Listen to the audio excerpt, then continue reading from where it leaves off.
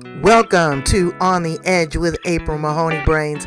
Here, this is the spot where the conversation is pointed, the guests are sharp, and the responses are never dull.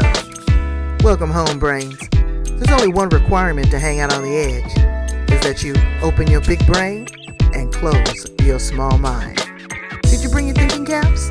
It's time to put them on, because the conversation starts now.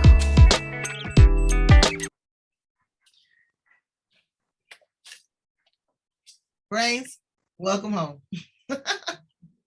Woo! Where are we at, Esther? That's right. We are here at the place where the conversation is pointed, the guests are sharp, and the responses are never dull. We are on the edge, and we are not playing. We are just saying. I'm here with Esther Onyoni. We're going to talk about functional medicine. You know, what's the difference between traditional pharmaceutical medicine, holistic approach, and functional medicine? Where does the rubber meet the road? Coaching, how to make the transition. You know, a lot of Easternized medicine is about prevention, and we're working that way. However, we're about sustaining, cutting it out, or restorative, you know, putting in some metal or a machine or something. So all of that. But Esther, she works in the field, and she's going to give us her perspective and just some great cutting edge tips. And we're going to ask her some fun questions, probably some questions she had never been asked before. Make y'all laugh. All right, Esther, welcome to the edge. How are you? Thank you. I'm doing great. Thank you so much for allowing me to come here and share my story and share myself. Absolutely. I just tell people my brains have just been so happy. The smiles on them just make my heart skip a beat.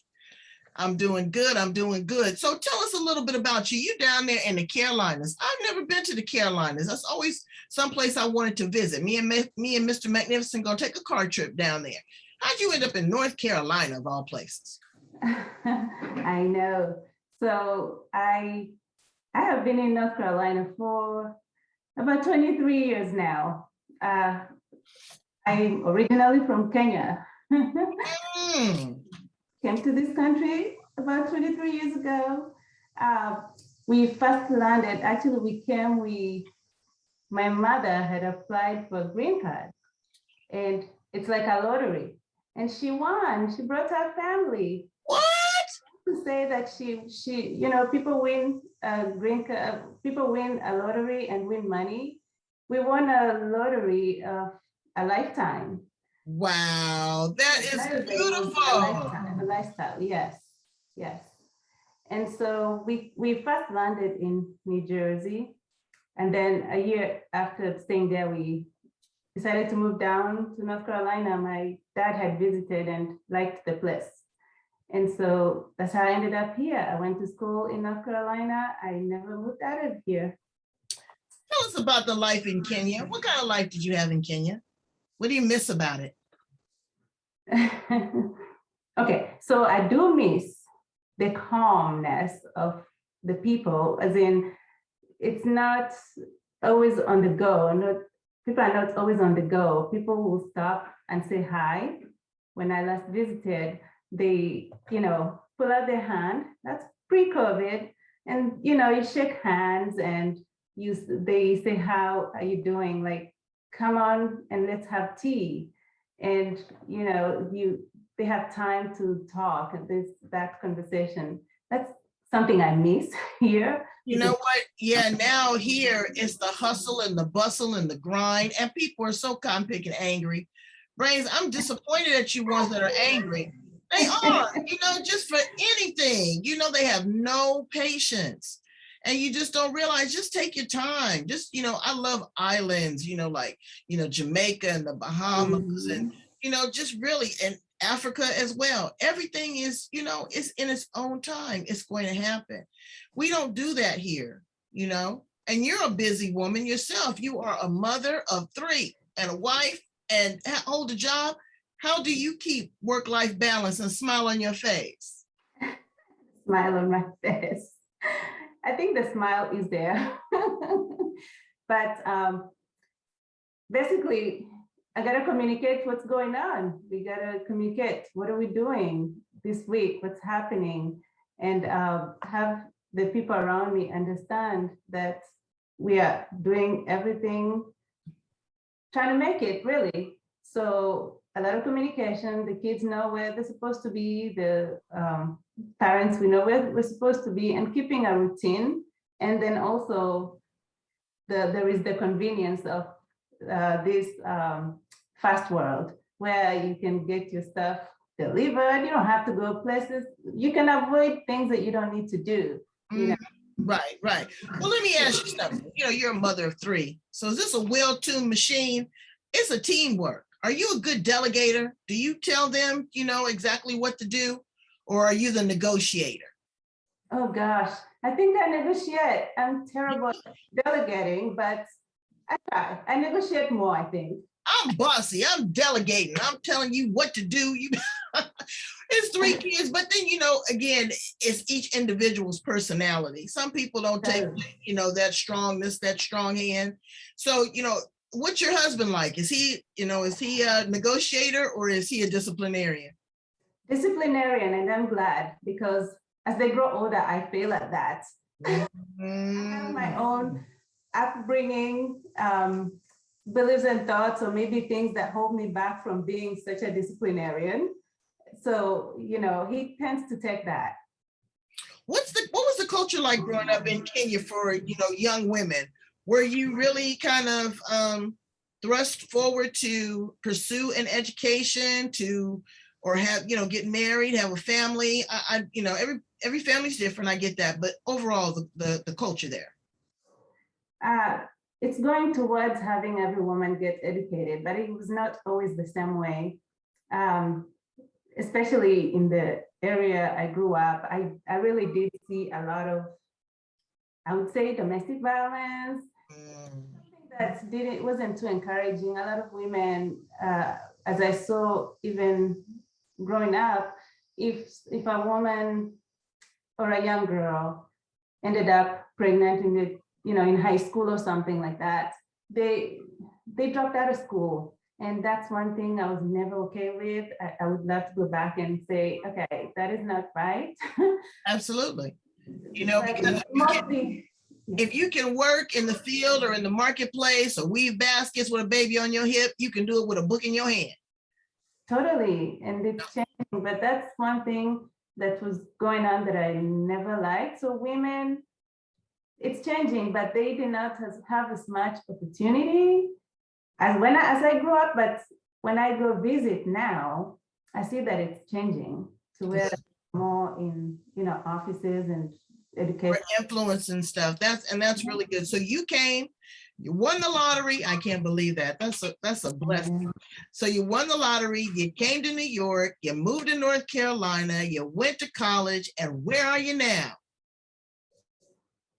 Oh, April, I gotta tell you, before I tell you that, as a young child, you know, in Kenya, we had a lot of malaria. And so whenever we went to the hospital, there was no medicine. And so they tell, you know, the doctors or nurses will tell you, just go buy medicine from the pharmacy and then come back and we'll treat you with that medication. Maybe it's an injectable.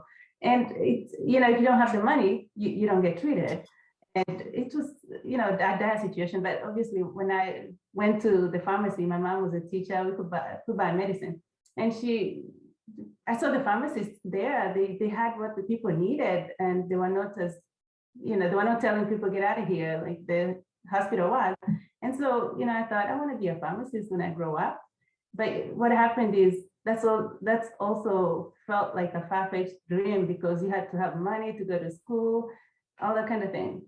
And so winning the lottery to come here meant I had that opportunity. So you see, I came here, went to school. I am a pharmacist now.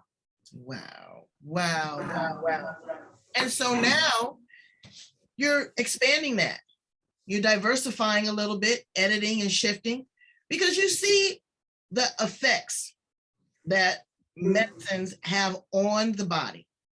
And I say that in a good way. Girl, I don't know what I would do without some Tylenol.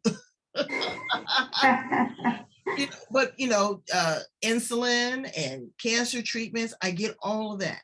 Okay. but I also get the fact that big pharma is big business. Oh, yeah. And what do? You don't have a choice, really. You don't have a choice. You've got to go by your doctor's recommendation if it makes you feel better long term. But I want you to explain how you're going to incorporate functional medicine in your fields of study. Mm-hmm. Yeah, thank you. So yes, I've practiced in the pharmacy field for about 15 years. And yes, I've appreciate the training I received. It's really great. It tells you when you have this ill, this is the pill you get, and it works. Obviously, they've done studies, and this is what they've come up with, and it's great.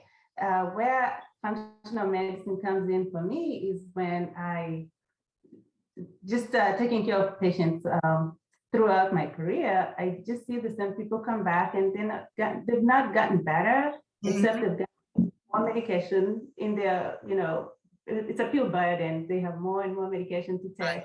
I know. My mother passed away ago. She was taking like 20 pills a day. And I was like, yeah, and the wear and tear, just, she would taste the medication. She had lost her taste of sense of smell, but she could taste the medication. She was taking such a barrage of them. And what is going, and we know that we don't ever drink enough water when we take something. So it has to it has to digest in the enzymes in your body. Some of them cause constipation. It's just an endless cycle, but what you gonna do? So tell me about functional medicine. What is that? Yes.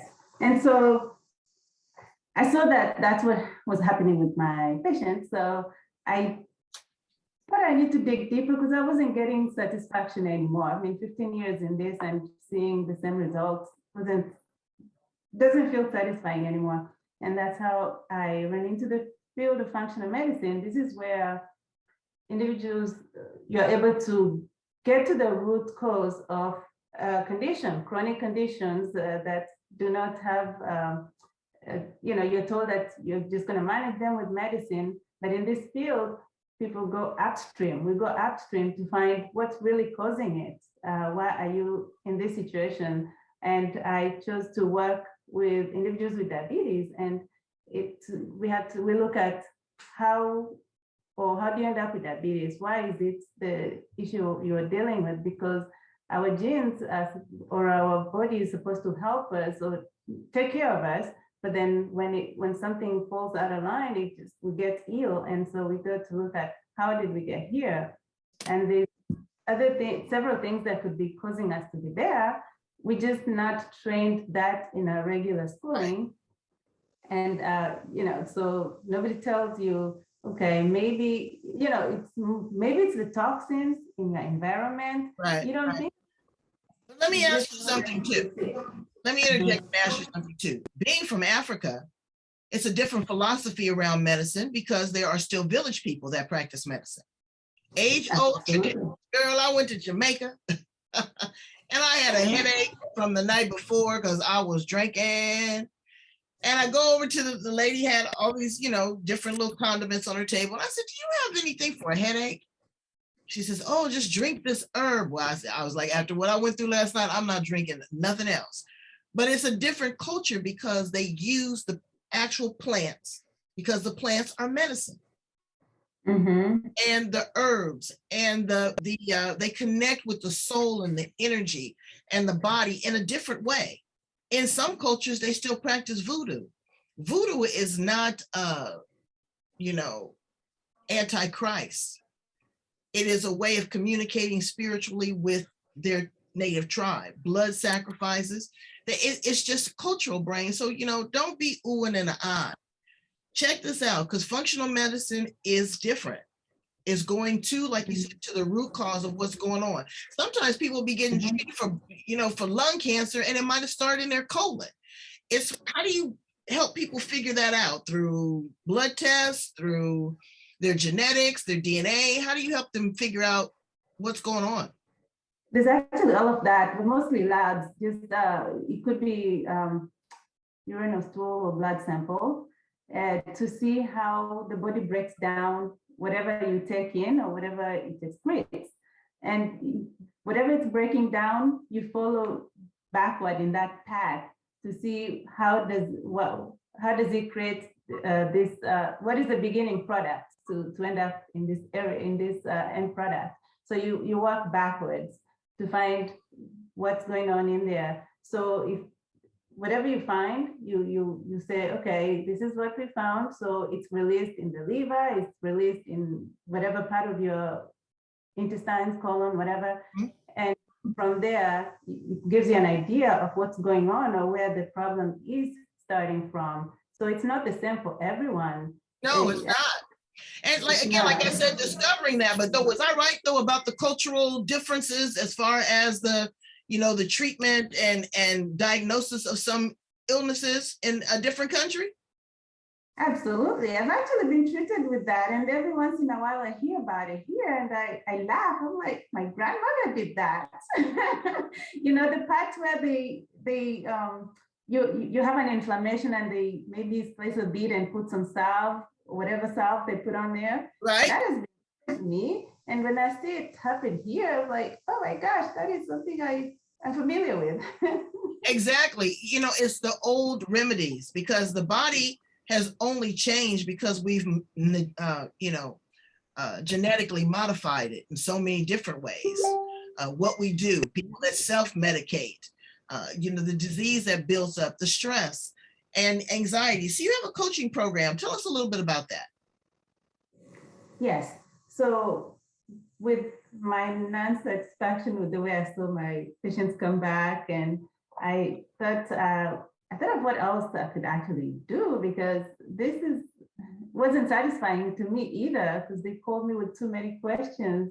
What am I going to do? Should I take this medication I was given by the doctor? And so I found out about a coaching program to, learning to be a health coach, and also training as in functional medicine. And so here, when I trained and I told them taking in clients, I was amazed at the kind of people I met. I mean, yes, they have diabetes, which is where I like to specialize in. And we would start with what do we need to get out of their life in order to find them, to find them. People don't put themselves first. And that's usually, and most of the time, the issue, including me. It's hard to put yourself first, but you find that it's dragged you into this illness. So when I looked at the people that came to me, they say, I'm too busy. What is going on? Well, I don't eat until 2 p.m. And then, I'm trying to fast, but you're not really fasting because you're drinking coffee all day, you don't eat. And then you have a sweet soda before bedtime. And then your numbers are out of work. And it's like, let's back up. You're really stressed out. The problem is not that you're not eating. You're not eating enough. So the problem is not that you're eating terribly. You're just not eating, and your life is stressed. And let's back up. And they're like, oh, you mean I don't have to count calories? Like, no. Right. No, and you mindful eating. What you put in your mouth, is it healthy? I just say this: does this come off of a vine, or is this alive? Then that just kind of takes all the guesswork. And what I've been doing to myself too, and I'm doing pretty good at it, I'm not going out to eat. I'm not. Yeah. I go to the grocery store. I love the grocery store. And I go there and I buy fresh fruits and vegetables, and I'm out. And just because I'm out, I got into the habit, I feel that I need to go eat something. I said, no, I tell myself, I come home, I eat, I've worked on my sleep. I give myself a bedtime, because that is when the body restores itself. I try to take a probiotic so I have a good elimination. So I'm getting the machine working.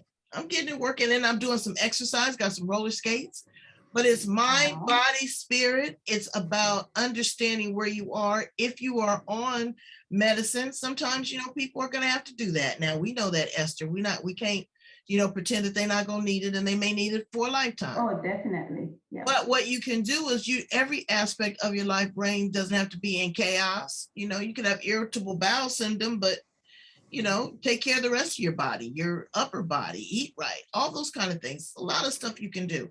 Esther, thank you so much for being here on the edge with me and my brains. You've been a wealth of information and you won the lottery.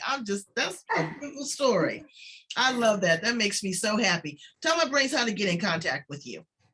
So yes, I see people on, I actually have a website called the wellnesspathfinders.com. And that's because I like to think that we are all on the path to being well.